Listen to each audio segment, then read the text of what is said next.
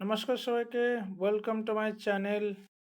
আজকে অন্যতম একটা গুরুত্বপূর্ণ টপিক, সেটা হচ্ছে মিক্সচার বা মিশ্রণ। আমরা যখন নিজেরা শরবত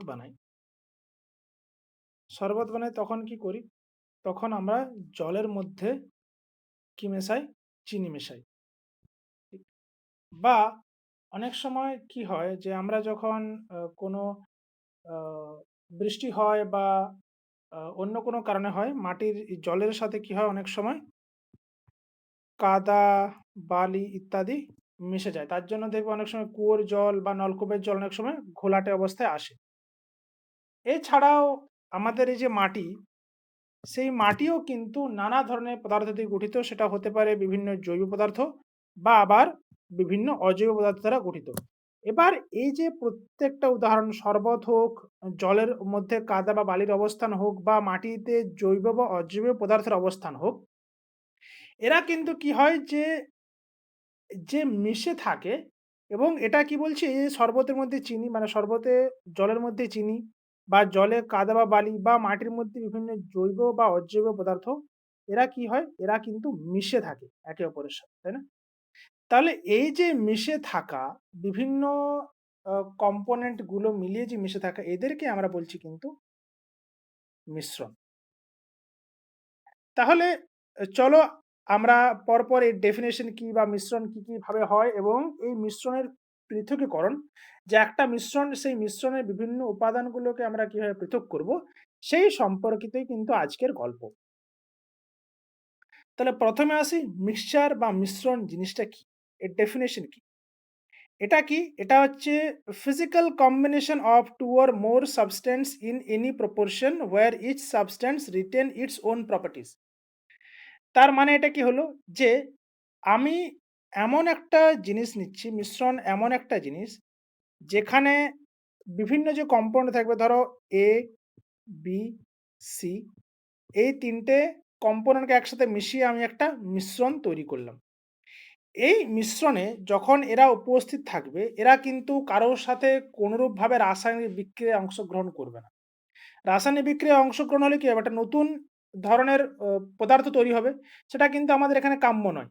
এখানে কাম্য হচ্ছে যে এরা পরস্পরের সাথে কোনরূপ কোনো রাসায়নিক বিক্রিয়ায় অংশগ্রহণ করবে না এবং যখন মিশ্রণে যখন এরা মিশ্রণ তৈরি করছে বা মিশ্রণ তৈরি যখন হয়ে যাবে, তখন কিন্তু এদেরকে আমরা যদি পরবর্তীকালে চাই, তখন কিন্তু এদেরকে আলাদা, আলাদাভাবে A, B এবং C কে আলাদা করতে পারব। ঠিক?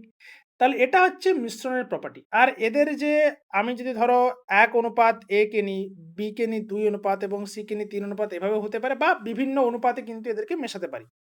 তাহলে এটা হচ্ছে আমাদের মিশ্রণ। এবার এই যে component of a mixture can be separated by physical methods. Physical methods বলতে আমরা ধরো ভৌত পরিবর্তনের মাধ্যমে বা ভৌত যে সমস্ত অবস্থা, যেমন হচ্ছে কাউকে হিট করলাম বা ম্যাগনেটের সাহায্যে বা ঝাঁকানোর সাহায্যে বা এরকম ধরনের বিভিন্ন যে আ ফিজিক্যাল মেথডস আছে, ভৌত পদ্ধতিতে কিন্তু এদের এই যে প্রত্যেকটা কম্পোনেন্ট আমরা কিন্তু পৃথক করতে পারি। ধরো A component, B component, C component কিন্তু আমরা পৃথক করতে পারি বাই ইউজিং ফিজিক্যাল মেথড। আমরা কিন্তু এখানে কোনো রাসায়নিক কোনো পদার্থ ব্যবহার করব না যার সাহায্যে এটাকে সেপারেট করতে পারব। তখন কিন্তু সেটা মিশ্রণ বলা হবে না। তাহলে মিশ্রণের পদার্থগুলোকে পৃথক করতে গেলে আমাদের কিন্তু ফিজিক্যাল যে মেথড আছে সেই ফিজিক্যাল মেথডেরই সাহায্য নিতে হবে। এবার এই যে টাইপস অফ মিক্সচার কিরকম হয়? না, টাইপস অফ মিক্সচার এর ২ রকমের। একটা হচ্ছে হোমোজিনিয়াস মিক্সচার এবং আরেকটা হচ্ছে হেটেরোজিনিয়াস মিক্সচার। তাহলে আসি, দেখো কি প্রত্যেকটা মিশ্রণ সম্পর্কে আমরা ধারণা করি। ১ম হচ্ছে হোমোজিনিয়াস মিক্সচার। এই হোমোজিনিয়াস মিক্সচারটা কি? না, যেখানে প্রত্যেকটা আ কম্পোজিশন বা প্রত্যেকটা কম্পোনেন্ট এদের কিন্তু যে ডেনসিটি বা এদের আ কি বলবো মিশে থাকার পরিমাণটা সব জায়গাতে সমান থাকবে। কিরকম? ধরো আমি এই একটা গ্লাসে জল নিয়েছি এবং এখানে চিনি মিশিয়েছি। এই গ্লাসের জলে যদি আমি চিনি মেশাই, তাহলে কিছুক্ষণ পরে যখন আমাদের সম্পূর্ণ চিনিটা গলে যাবে এবং আ দ্রবণটা সম্পূর্ণরূপে যখন আমরা এটাকে মিশ্রণটা পাবো, তখন আমার কি এমন এমন কোনো সময় হয় যে এই চিনি যখন আমরা ১ম চুমুকটা দিচ্ছি তখন আ বেশি মিষ্টি মনে হবে বা মাঝখানে কম মিষ্টি মনে হবে, আবার এখানে বেশি মিষ্টি মনে হবে, এরকম তো হয় না। এই পুরো যে শরবতটা বানিয়েছি, পুরো শরবতের যে মিষ্টতা সেটা কিন্তু একই রকম থাকে। তাই না? তাহলে এই যে একই রকম থাকা, এই একই রকম থাকার অর্থ কি? যে প্রত্যেকটা অংশতে আমাদের যে চিনির যে দানাগুলো বা চিনির যে অ্যাটমগুলো আছে সেগুলো কিন্তু সমানভাবে ছড়িয়ে পড়েছে।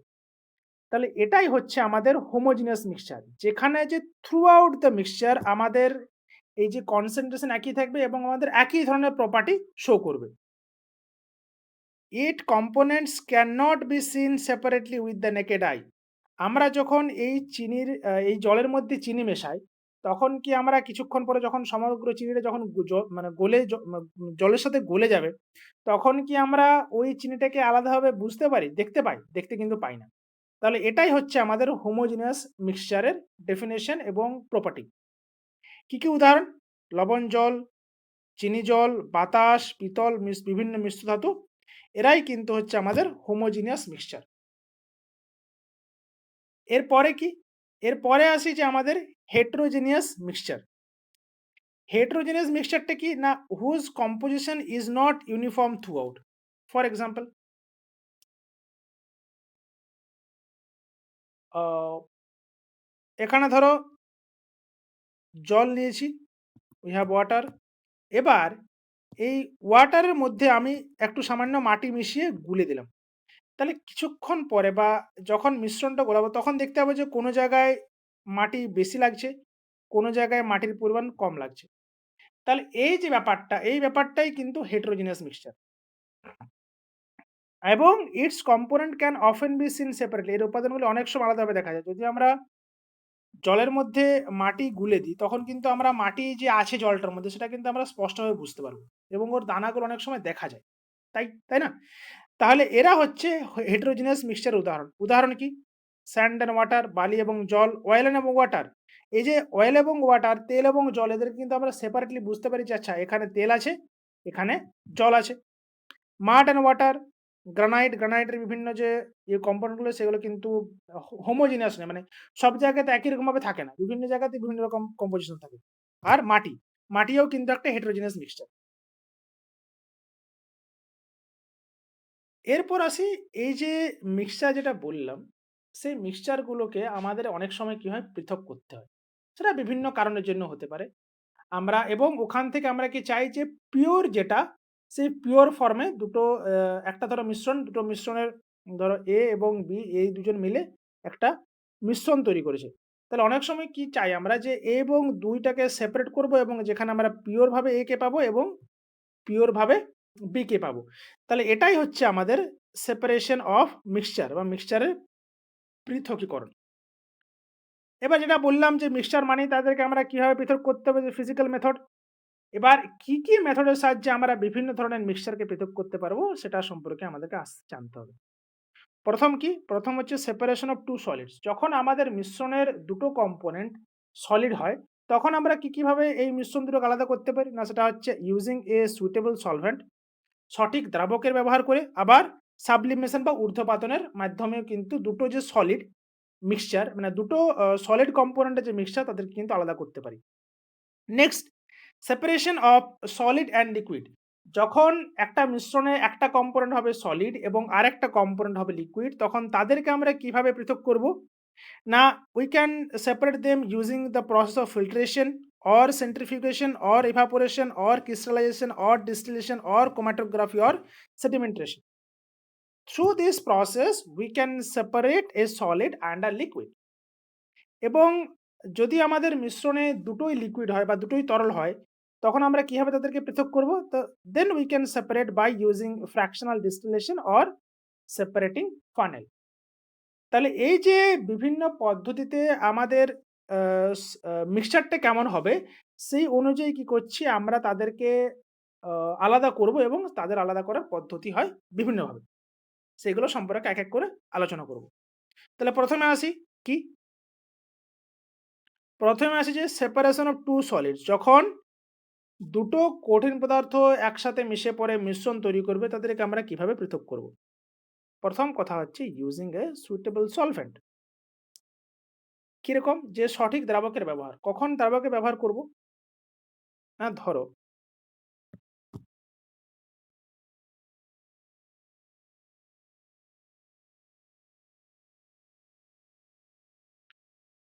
যখন A এবং B দুটো সলিড নিয়ে একটা মিক্সচার তৈরি করা হলো। এবার A, A একটা বিশেষ দ্রাবকে দ্রবীভূত হয়। দ্রাবকে দ্রবীভূত হয়। তাহলে আমি যদি এই মিশ্রণটাতে এই মিশ্রণটার মধ্যে ওই দ্রাবকটা মেশাই, তখন কি হবে? A টা দ্রবীভূত হয়ে যাবে আর B টা দ্রবীভূত হচ্ছে না। তাহলে আমরা যখন পরবর্তীকালে এটাকে আলাদা করে নেব, তখন কিন্তু আমরা সহজেই A এবং B কে আলাদা করতে পারি। উদাহরণ হিসেবে বলা যায় যে একটা জায়গাতে বালি আছে প্লাস নুন আছে। এবার এই বালি এবং নুনের মধ্যে দেখো আমরা নুন কি জানি? নুন হচ্ছে জলে দ্রাব্য। তাহলে এই যে এখানে যদি আমি জল মিশিয়ে দিই, তাহলে যেটুকু পরিমাণ নুন আছে সেইটুকু নুনটা জলে মিশে যাবে এবং তারপরে আমরা কি করতে পারি যে বালির থেকে নুনকে আলাদা করতে পারি।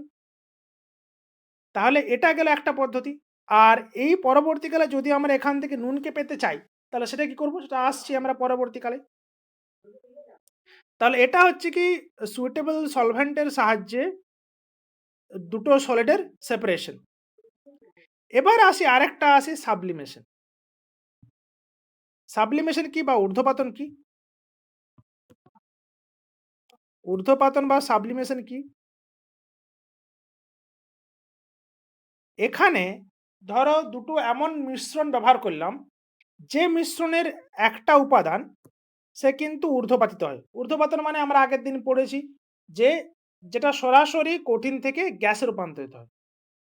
তাহলে এভাবে যদি আমরা দুটো পদার্থর মধ্যে যে পদার্থটা সাবলিমেশন বা ঊর্ধ্বপাতন ধর্ম দেখা যায়, তাকে একটু সামান্য উত্তপ্ত করলে কি হবে? সে ঊর্ধ্বপাতিত হয়ে যাবে। আর রেস্ট বাকি যে আ মিশ্রণের যে কম্পোনেন্টটা তার সাবলিমেশন প্রপার্টি দেখায় না, সে ওখানেই পড়ে থাকবে। তাহলে এটাই হচ্ছে আমাদের সাবলিমেশন। হুম? এটা জানি sublimation in the process which solid changes directly into vapour on heating. এটা পড়েছি আগের দিন। On cooling vapour changes to directly into solid এবং the direct conversion of vapour into solid is called deposition. আচ্ছা, মানে যখন ভেপার থেকে direct solid হয়ে যাবে তখন ডিপোজিশন। মানে ধরো কিরকম বলছি, এখানে একটা প্লেট আছে। এখানে ধরো একটা প্লেট আছে। প্লেটের মধ্যে আমি কিছু ঊর্ধ্বপাতন হওয়া যে বস্তু সেটা রাখলাম। তাহলে এ কি করবে? ১ম এ ডাইরেক্টলি বাষ্প হয়ে যাবে। এবার আমি যদি উপরে কোনো একটা প্লেটকে রাখি, তখন কি হবে? এই বাষ্পগুলো এখানে এসে জমা হবে এবং সরাসরি তারা কিন্তু সলিডে পরিণত হবে। তাহলে এই যে ঘটনাটা, এটাকেই বলছি আমরা ডিপোজিশন। আর হোয়ার ফ্রোস বলে একটা জিনিস হয়, সেটা তোমার হচ্ছে, এটা হচ্ছে এক্সাম্পল অফ ডিপোজিশন এর একটা উদাহরণ। এবার এই কোন পদার্থগুলো আমাদের সাবলিমেশন প্রপার্টি শো করে বা ঊর্ধ্বপাতন হয়, তাদের কি? অ্যামোনিয়াম ক্লোরাইড, ক্যাম্ফার বা কর্পূর, ন্যাপথলিন। এই সমস্ত পদার্থরা কি করে? যে সরাসরি কঠিন থেকে গ্যাসে রূপান্তরিত হয় বা ঊর্ধ্বপাতন যে প্রপার্টি, সেই প্রপার্টি কিন্তু এরা শো করে। তাহলে এই যে গেল, এছাড়াও আরেকটা পদ্ধতি আছে, সেটা হচ্ছে তোমার separation by magnet. Separation by magnet. এই সেপারেশন বাই ম্যাগনেট কিরকম? ধরো আমি লোহা লোহার গুঁড়ো যুক্ত বালি, এই দুটোকে মিশিয়ে একটা মিশ্রণ তৈরি করেছি। এবার আমরা একটা জিনিস কি জানি যে এই যে লোহার গুঁড়ো, এ কিন্তু চুম্বক দ্বারা আকৃষ্ট হয়। তাহলে আমি যদি এই লোহার গুঁড়ো এবং বালির যে মিশ্রণটা, সেই মিশ্রণের মধ্যে যদি একটা চুম্বককে ঘোরাই বা একটা চুম্বকের কাছে নিয়ে আসি, তখন কি হবে? লোহার গুঁড়োগুলো এই চুম্বকের প্রতি আকৃষ্ট হবে এবং চুম্বকের মধ্যে এরা এসে লেগে যাবে। তাহলে এই যে ঘটনাটা, তাহলে এইভাবে কি করতে পারি আমরা? যে লোহার গুঁড়োর থেকে বালিকে পৃথক করতে পারি। তাহলে এটা একটা পদ্ধতি যে সেপারেশন অফ ম্যাগনেট, যেটা যে সমস্ত ম্যাটেরিয়াল গুলো ম্যাগনেটিক অ্যাট্রাকশন ফিল করে, তাদের সাথে যে সমস্ত আ বস্তু যাদের সাথে কোনো যাদের কোনো ম্যাগনেটিক প্রপার্টি নেই, তাদেরকে আমরা কি করতে পারি? এভাবে পৃথক করতে পারি। তাহলে এটা কিন্তু আরেকটা পদ্ধতি। এটা ওখানে আমি স্লাইড দিতে ভুলে গেছিলাম। তাহলে এটা গেল কি? যে সেপারেশন অফ টু সলিডস। এবার আসি যে separation of solid and liquid. কি পদ্ধতিতে আমরা সলিড এবং লিকুইড এদেরকে পৃথক করব। তাহলে প্রথম পদ্ধতি হচ্ছে ফিল্ট্রেশন, সেকেন্ড নম্বর পদ্ধতি হচ্ছে সেন্ট্রিফিউগেশন। ফিল্ট্রেশন পদ্ধতি কি? না এখানে কি হয় যে process of removing suspended solid particle from a liquid using a filter. Suspended solid particle, যে এখানে যে কণাগুলো, যে সলিড পার্টিকেলগুলো যেগুলো ওই তরলে মিশে থাকবে, তাদেরকে আমি যদি ফিল্টার পেপার বা অন্য কোনো ধরনের যদি ফিল্টার কাগজ ব্যবহার করে আমরা তাদেরকে যদি সেপারেট করতে পারি, তাহলে সেটাকেই বলছি আমরা এই যে ফিল্ট্রেশন পদ্ধতি। কি ধরনের আ মিক্সচারকে আমরা এখানে ফিল্ট্রেশন করতে পারি সেটা হচ্ছে স্যান্ড এবং ওয়াটার। বালি এবং জলকে আমরা ফিল্ট্রেশনের মাধ্যমে আলাদা করতে পারি। আর বালির সাথে কিন্তু কার্বন ডাইসালফাইড এই ধরনের মিশ্রণটাকেও কিন্তু আমরা এই ফিল্ট্রেশনের সাহায্যে পৃথক করতে পারি। এই যে এটা আমার বালি মিশ্রিত জল। একে যদি আমরা একটা ফিল্টার পেপারের মধ্যে দিয়ে চালনা করি তখন কি হবে? এই যে বালিটা এখানে আটকে গেল, এটা বালি। আর বাকি যে জলটা, সেই জলটা কিন্তু আমাদের নিচে জমা হয়ে গেল। তাহলে এই পদ্ধতিতে কিন্তু আমরা একটা তোমার হচ্ছে এই ধরনের যে মিশ্রণ যেখানে একটা কঠিন আছে এবং অন্যটা তরল আছে, সেইভাবে কিন্তু আমরা পার্থক্য করতে পারি। এরপরে কি? সেন্ট্রিফিউগেশন। এটা সেন্ট্রিফিউগেশন কি? না এই সেন্ট্রিফিউগেশন ধরো এরকম একটা যন্ত্র থাকবে। সেই যন্ত্রের মধ্যে কি হবে যে ভেতরে যে আমরা আ কি বলে কঠিন এবং তরল যে একটা মিশ্রণ নিয়েছি, সেই মিশ্রণটাকে অসম্ভব জোরে কিন্তু এখানে ঘোরানো হবে।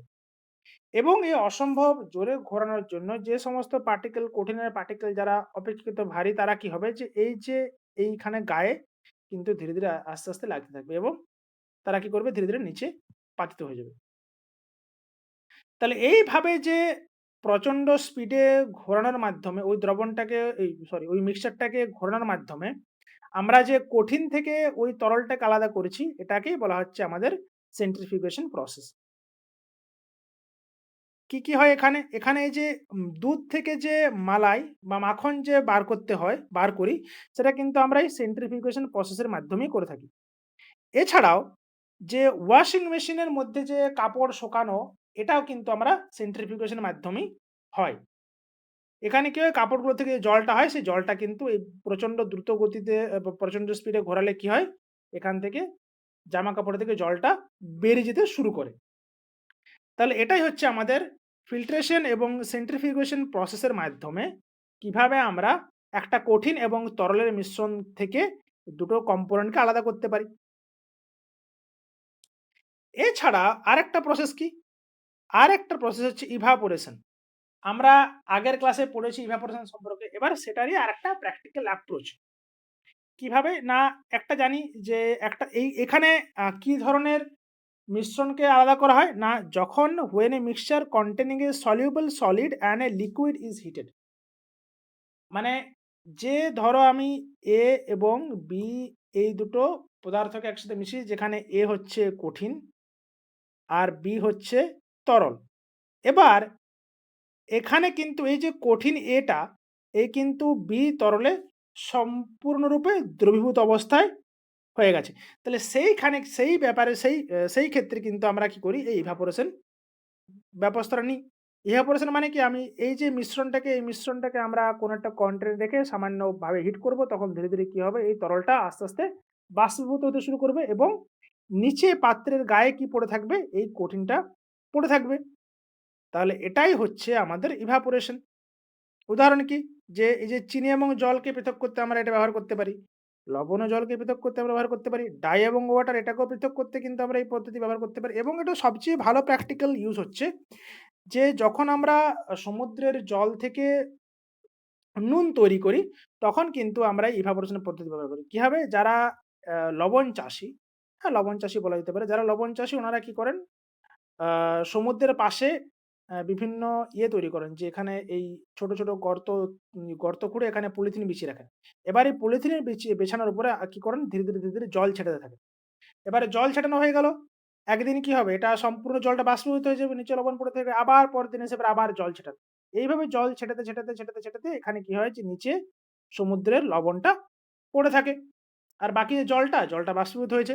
তাহলে এইভাবে কিন্তু আমাদের সমুদ্রের জল থেকে সাধারণ লবণ তৈরি করা হয়। এর পরের প্রসেস কি? এর পরের প্রসেস হচ্ছে ডিস্টিলেশন বা পাতন।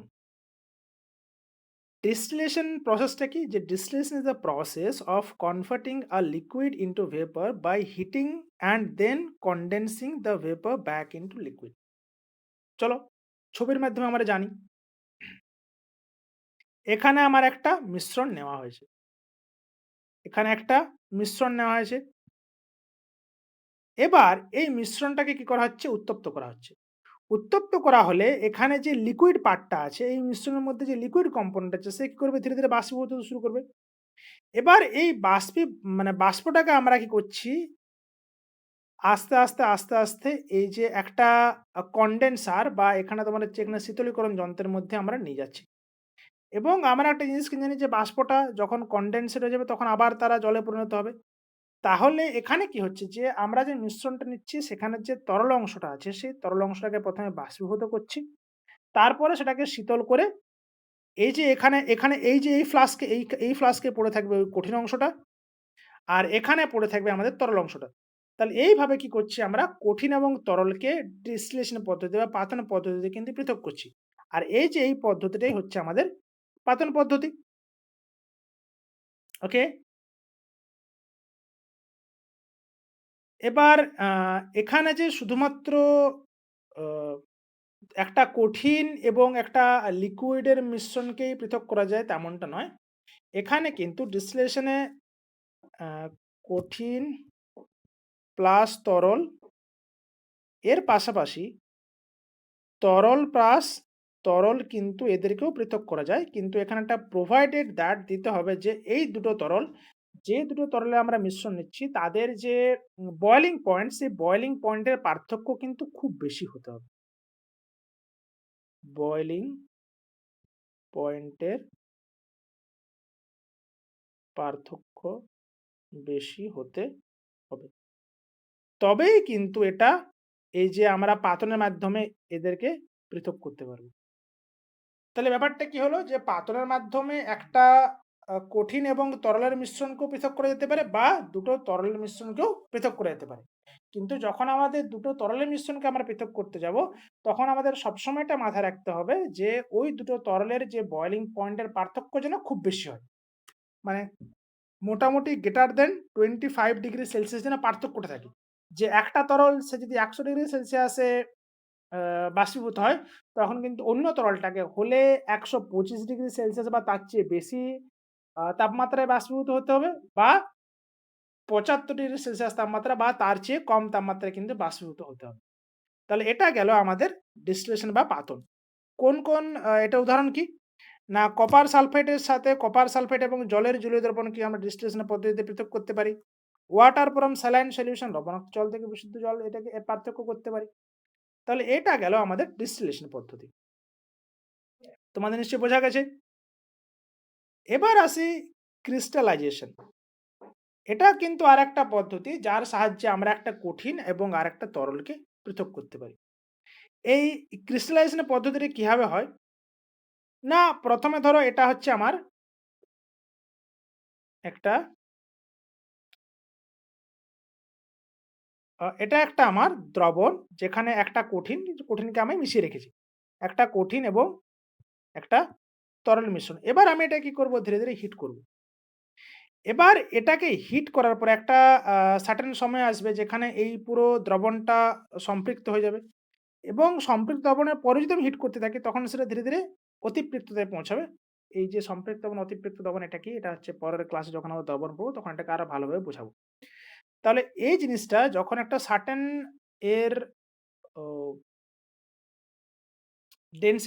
ডেনসিটির বেশি হয়ে যাবে, তখন কি হবে যদি আমরা ওটাকে ধীরে, ধীরে ঠান্ডা করি, তখন এই যে যেখানে যে কঠিন পদার্থটা ছিল যেটা দ্রবীভূত অবস্থায় ছিল সেটা কিন্তু ধীরে, ধীরে ওই পাত্রের দেওয়ালে একটা ওর যে কেলাসাকার গঠন, সেই কেলাসাকার গঠনে কিন্তু ও লেগে থাকবে। তাহলে এই যে ঘটনাটা যে পরবর্তীকালে কি করতে পারি? আমি তরলটাকে ফেলে দিতে পারি। তাহলেই এই যে তরল এবং এই কেলাসটার পার্থক্য হয়ে গেল। এটাই হচ্ছে ক্রিস্টালাইজেশন যে ১ম এ আমি ওই দ্রবণটাকে গরম করব এবং দ্রবণটাকে গরম করার পরে ঠান্ডা যখন করতে যাব তখন কি হবে? যে এই যে কেলাসটা সেই কেলাসটা কিন্তু মানে এর মধ্যে থাকা কঠিনটা সেই কঠিনটা কিন্তু কেলাসাকার ফর্মে ওর পাত্রের গায়ে কিন্তু লেগে যাবে। তাহলে এটাই হচ্ছে আমাদের ক্রিস্টালাইজেশন। ঠিক যেরকম হচ্ছে কপার সালফেট ক্রিস্টালকে যদি আমরা আলাদা করতে চাই তখন কিন্তু আমরা এই পদ্ধতি নেব। সুগার ক্রিস্টাল চিনির ক্লাসকে যদি পৃথক করতে চাই তাহলে কিন্তু আমরা এই পদ্ধতি নিতে পারি। এবং এখানে কি it is used to obtain pure substances from their solutions. এটি দ্রবণ থেকে বিশুদ্ধ পদার্থ পৃথক করতে কিন্তু ব্যবহৃত হয়। এর পরের আরেকটা পদ্ধতি কি? আরেকটা পদ্ধতির নাম হচ্ছে ক্রোমাটোগ্রাফি। ক্রোমাটোগ্রাফি জিনিসটা কি? না এখানে হচ্ছে এমন একটা পদ্ধতি যা তরলে অল্প পরিমাণ উপস্থিত বিভিন্ন উপাদান পৃথক করতে ব্যবহার করা হয়। Used to separate different components present in a small amount in a liquid. মানে খুব অল্প পরিমাণে যদি কোনো কঠিন পিগমেন্ট ওই কোনটা তরলে উপস্থিত থাকে, সেই তরল থেকে কিন্তু আমরা কি করতে পারি? ওই পিগমেন্ট গুলোকে পৃথক করতে পারি। For example, it is specially used for pigments, dyes and coloured substances. একটা কালার থেকে বিভিন্ন রংগুলোকে পৃথক করতে আমরা এই ধরনের এই যে ক্রোমাটোগ্রাফি কিন্তু আ ব্যবহার করে থাকি। কিরকম এক্সাম্পল? এই যে ইঙ্ক পিগমেন্ট যে কালির যে বিভিন্ন রঞ্জক, সেই রঞ্জকগুলোকে একটা কালির থেকে পৃথক করতে আমরা এই ক্রোমাটোগ্রাফি ব্যবহার করে থাকি। বা প্লান্ট পিগমেন্ট বা উদ্ভিদের রঞ্জককে কিন্তু পৃথক করতে আমরা এই ক্রোমাটোগ্রাফি ব্যবহার করে থাকি। কিরকম জিনিসটা হয়?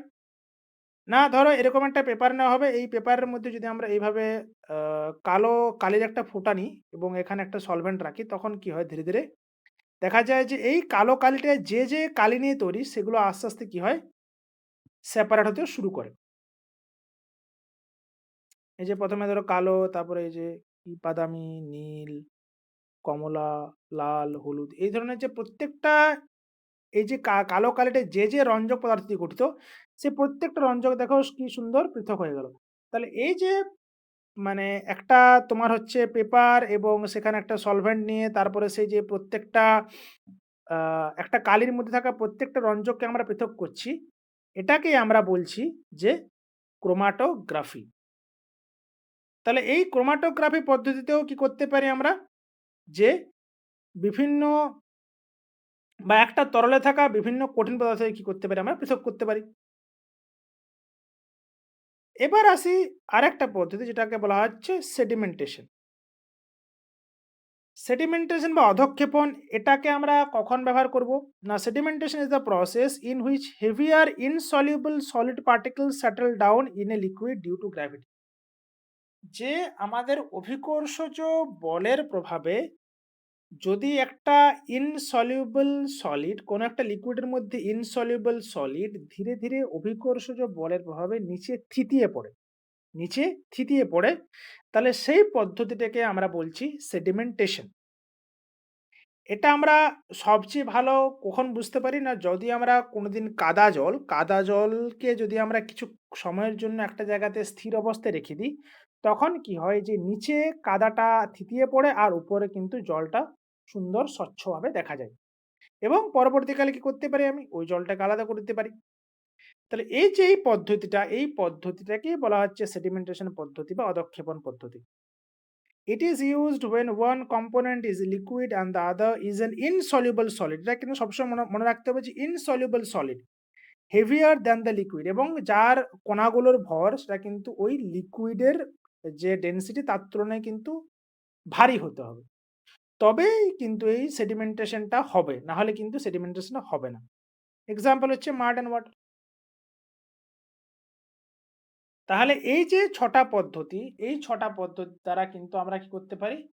যে একটা আ তরল এবং আরেকটা কঠিন এই ২ পদার্থের মধ্যে যে পার্থক্য সেটা কিন্তু পার্থক্যটা আমরা করতে পারি।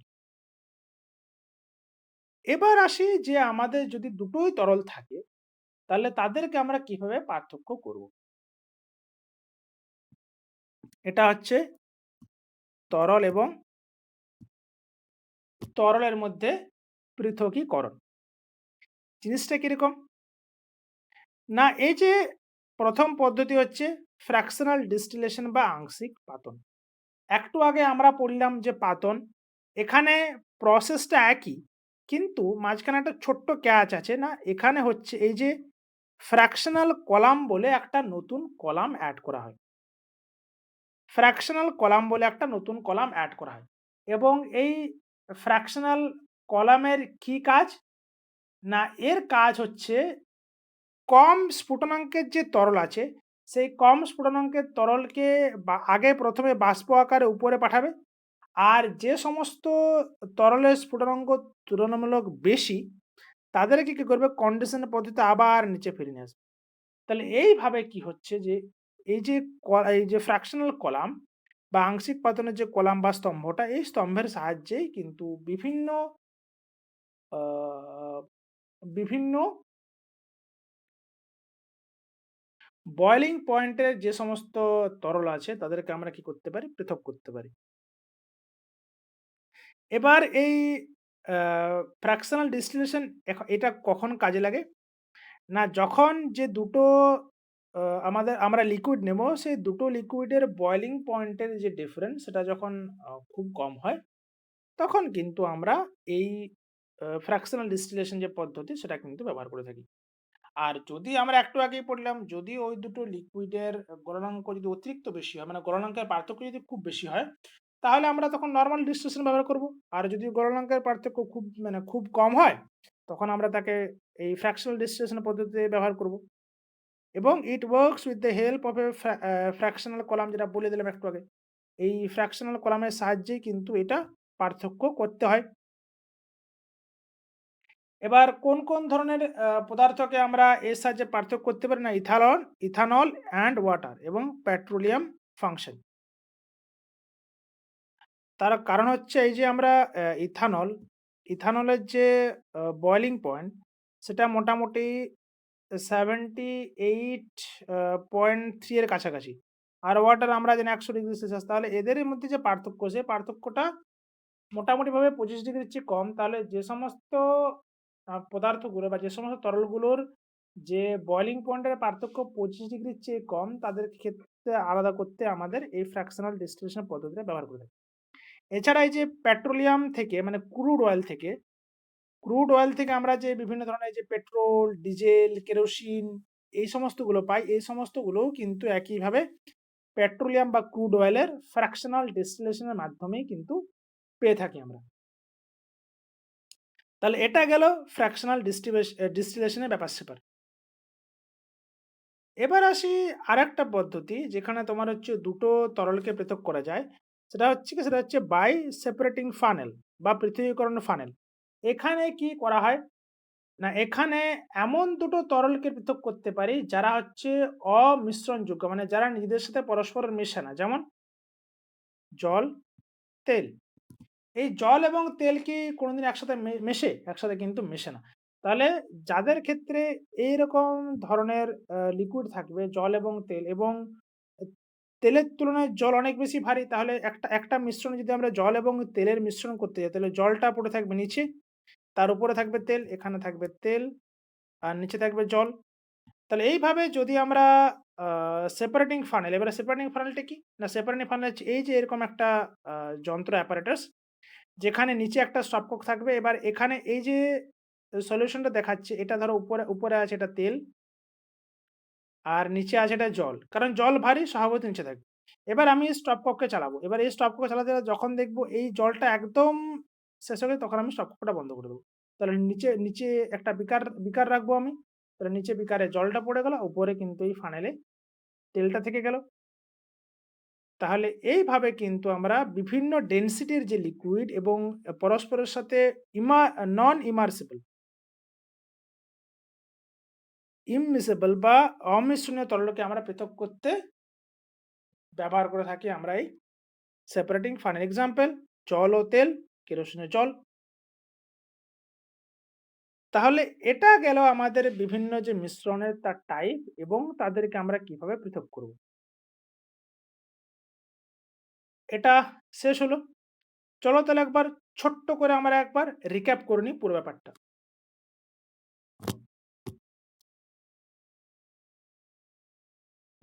প্রথমে আমরা কি পড়লাম? প্রথমে আমরা পড়লাম মিক্সচারের ডেফিনিশন সম্পর্কে। যে যেখানে 2 or more substance a combined together and they doesn't react with each other তাদেরকে আমরা বলছি মিশ্রণ। ২ ধরনের মিশ্রণ আছে, সেটা হচ্ছে হোমোজেনিয়াস মিশ্রণ এবং হেটেরোজেনিয়াস মিশ্রণ। হোমোজেনিয়াস মিশ্রণ কারা? যারা হচ্ছে whose composition is uniform throughout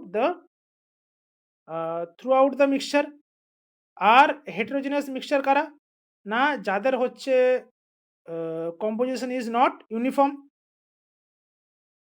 তারপরে আমরা কি পড়লাম? তারপরে পড়লাম সেপারেশন অফ মিক্সচার, কোন পদ্ধতিতে বিভিন্ন ধরনের মিক্সচারকে আমরা কি করতে পারি? সেপারেট করতে পারি। এবার যখন দুটো সলিডের মধ্যে সেপারেশন আমরা কিভাবে করব? একটা হচ্ছে ইউজিং সুইটেবল সলভেন্ট ব্যবহার করে করতে পারি, সাবলিমেশন পদ্ধতিতে করতে পারি, বা যে সমস্ত চৌম্বক পদার্থ আছে তাদের কি করতে পারি? সেপারেশন বাই ম্যাগনেটের সাহায্যেও সেপারেট করতে পারি। এরপর আছে ফিল্ট্রেশন এবং সেন্ট্রিফিউগেশন। এর সাহায্যে কি করতে পারি? একটা একটা সলিড এবং আরেকটা লিকুইডের যখন মিশ্রণ থাকবে সেই সময় মিশ্রণকে আমরা কি করতে পারি? বিভিন্ন পদ্ধতিতে পৃথক করতে পারি। কি পদ্ধতি? ফিল্ট্রেশন পদ্ধতিতে করতে পারি, সেন্ট্রিফিউগেশনের মাধ্যমে করতে পারি, বা ইভাপোরেশনের মাধ্যমে করতে পারি, বা ডিস্টিলেশনের মাধ্যমে করতে পারি, বা ক্রিস্টালাইজেশনের মাধ্যমে করতে পারি, বা ক্রোমাটোগ্রাফির মাধ্যমে কিন্তু করতে পারি। এর আর সেডিমেন্টেশন পদ্ধতির মাধ্যমে কিন্তু করতে পারি।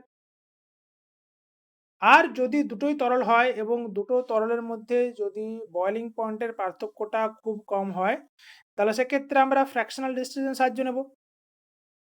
আর দুটো যদি অমিশ্রণীয় তরল হয়, যে দুটো তরলকে একসাথে মেশানো যাবে না, তাদেরকে আমরা পৃথক করতে গেলে আমরা সেপারেটিং ফানেল ব্যবহার করতে পারি। তাহলে এই সমস্ত পদ্ধতিগুলো ব্যবহার করে আমরা কি করি? দুটো মিক্সচার বা একটা মিক্সচারে বিভিন্ন যে কম্পোনেন্ট আছে, সেই কম্পোনেন্ট গুলোকে পৃথক করতে পারি। তাহলে এটাই হচ্ছে আজকের টপিক। আ যদি তোমাদের এই ক্লাসটা ভালো লেগে থাকে অবশ্যই সবার সাথে শেয়ার করবে, চ্যানেলটাকে সাবস্ক্রাইব করবে, আর লাইক করবে। আর যদি যারা এর পিডিএফ পেতে চাও তাহলে তারা অবশ্যই আমার টেলিগ্রাম চ্যানেল যেটা আছে সেই টেলিগ্রাম চ্যানেলে যুক্ত হয়ে যাবে। আমি ওখানে প্রত্যেকটা পিডিএফ সঠিক সময়ে কিন্তু প্রোভাইড করে দিই। তাহলে আজকের মতো এই পর্যন্তই। দেখা হচ্ছে নেক্সট ক্লাসে। সবাই ভালো থেকো, সুস্থ থেকো। টাটা।